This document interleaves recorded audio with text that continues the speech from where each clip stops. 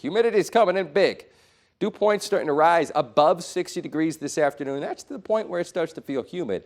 Combine that with these temperatures in the mid-80s this afternoon, and you have the hottest day this year so far. But hey, this morning, at least, not terrible, not quite as humid yet. It's just getting windier, more humid, more hot this afternoon, and that, of course, is what's going to fuel our afternoon and evening thunderstorms. What does your phone say versus what is it actually going to feel like this week? Your phone probably looks like this. Lightning bolts all over the place with clouds. A lot of phones will spit that out, but really what it's going to feel like is a mostly sunny week with occasionally you see a little bit of rain, and some days maybe it's a little bit more. Make sure your phone is charged and make sure you're towards an interior room of your house or the basement. There's another rotation just behind that. We got a train right here. These are both potentially with tornadoes, and there's also a chance that maybe briefly they both fizzle away, they combine, and then we turn it into an even stronger tornado. But the National Weather Service confirming a tornado on the ground at times with this supercell thunderstorm, which is very strong.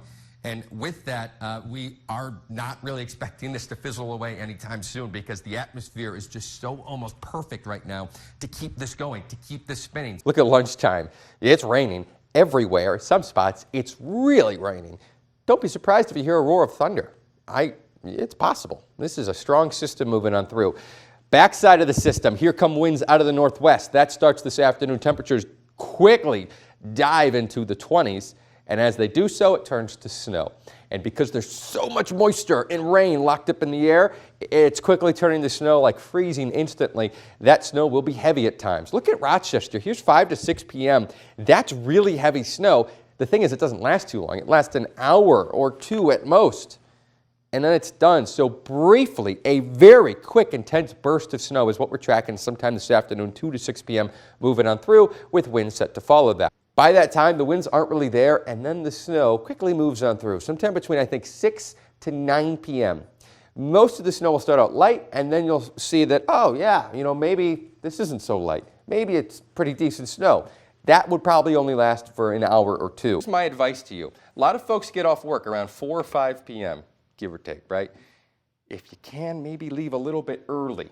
I'm serious. Because you don't want to be driving in that with everybody else during that time. So stay tuned with us, and we'll help you plan that out. Sean, how hot did we get yesterday? Way too hot, Annalise. And everyone watching at home, maybe you enjoyed yesterday's temps. Maybe you thought yesterday's temps were too hot. Climatologically, they are too hot. We're about 30 degrees above average. Typically, we're in the mid-50s this time of year with their high, and yesterday we hit 90 in Austin. That's insane. 87 in Rochester, 88 in Mason City. We broke all the high temperature records across the region. Today, we're probably going to do it again. Sean, hopefully people didn't put their snow boots and winter coats away after last week's heat wave. Yeah, hopefully not, but someone did, and you know who you are. This is all your fault. You know who you are. No, I'm joking. Yeah, we saw some snow last night and yesterday evening, and that accumulated quite a bit. The further east you were, the more you saw. Winona, we've seen some reports closer to 10 inches ago. This area is known as the Bay of Campeche. This area, honestly, has a knack for turning hurricanes or tropical storms up a notch. It just seems to be a trend that we observe time and time again. So while the forecast ends at this point, I'm a little concerned about what happens when it makes it here. And also, you can't rule out a little bit of a northerly trend, as eventually most hurricanes take. That's just towards Texas. So we'll keep an eye on this over the next week. You'll likely hear more. I think the rain plays out. So after wind blows in too much moisture in which this cool air cannot hold, it must rain out. By 5, 6, 7 o'clock, I-35 starting to feel that. We got some raindrops. Nothing crazy, just a couple scattered showers here and there. So it's the perfect place to take atmospheric measurements over time. And they do that at Mauna Loa. This is the famous Keeling curve. And the National Oceanographic and Atmospheric Administration yesterday released the brand new data for the year. And it is not great news. It's showing that the rate of carbon dioxide increase is increasing. So this is the Keeling curve, which really started the whole conversation about carbon dioxide and climate change. The Endangered Species Act turns 50 years old this year, and there is perhaps no better example of the success of the Endangered Species Act than our national symbol, the bald eagle. I'm here at the National Eagle Center in Wabasha, Minnesota, to learn more about what the Endangered Species Act has meant for this population, and there's a great example of that right here below me. Here, in the middle of the floor, is a map of eagle nests outside the center here in Wabasha.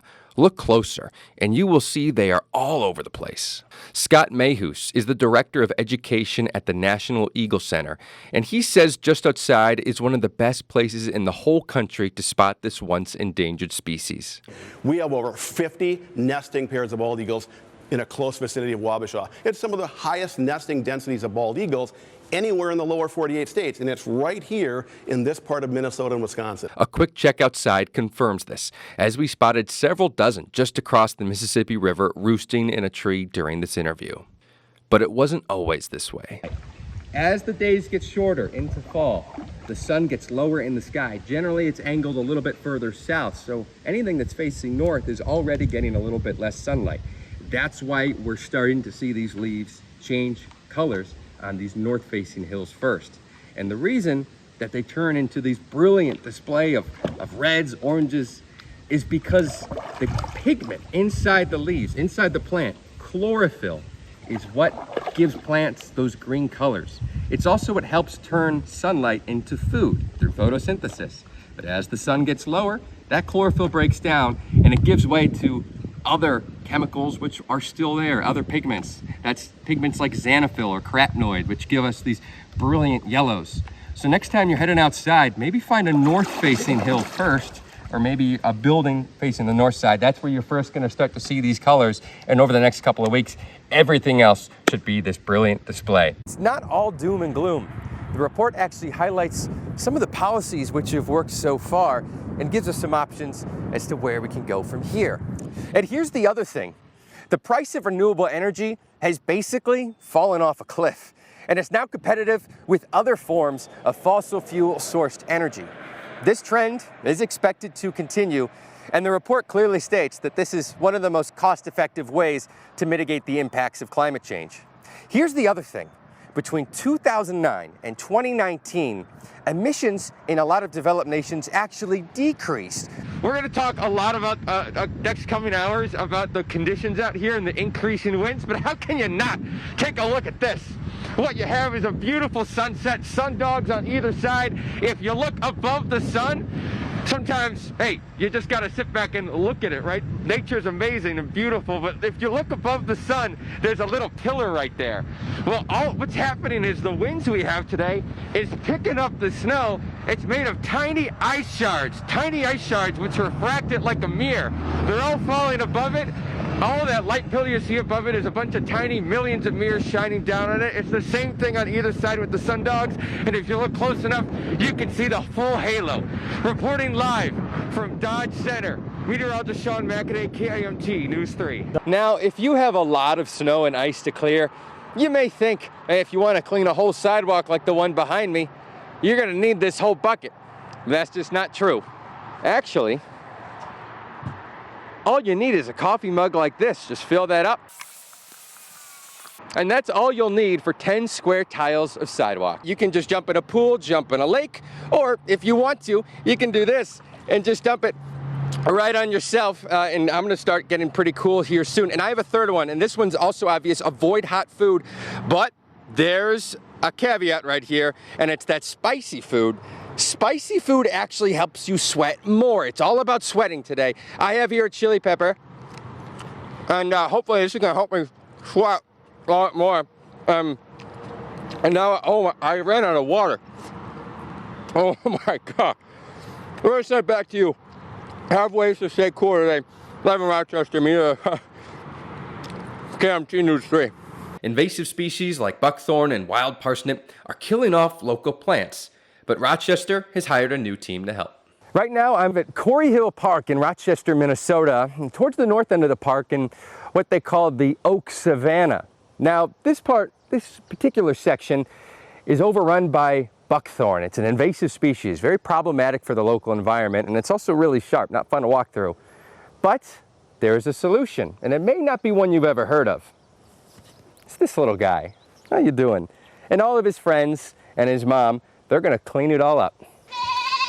About 200 goats were brought in Tuesday to help restore the oak savanna in hard-to-reach areas. Jake Langslag is the owner of Goat Dispatch, a business that specializes in this new and unique form of forest management. So yeah, we literally just dropped the goats off at Quarry Hill Park here last night, and they're already busy at work. And the goats are here to work on invasive or problematic vegetation, particularly buckthorn. So here's the difference the goats can make in just a short time. So these oak savannas, overwritten by buckthorn, right? Here's an area that the goats have not gotten to yet. It's overridden, it's thick. None of these are natural plants. But if you look towards the other side of our enclosed area, right here, the goats have been here less than 24 hours, and they've already done a pretty decent number on this buckthorn, and they still have a lot more work left to do. To get a better idea, here's a ride-along view of some of the areas the goats are tasked with managing. And here's a look at a proper oak savanna restored by Quarry Hill staff. The city hopes the goats will help keep it this way. Goats are, the greatest of all time animal. And if you'd like to visit the goats, they'll be here at Quarry Hill for the next couple of weeks, but they'll also be across many parks in Rochester for the summer on and off. Live at Quarry Hill, meteorologist Sean Macaday, KIMT News 3.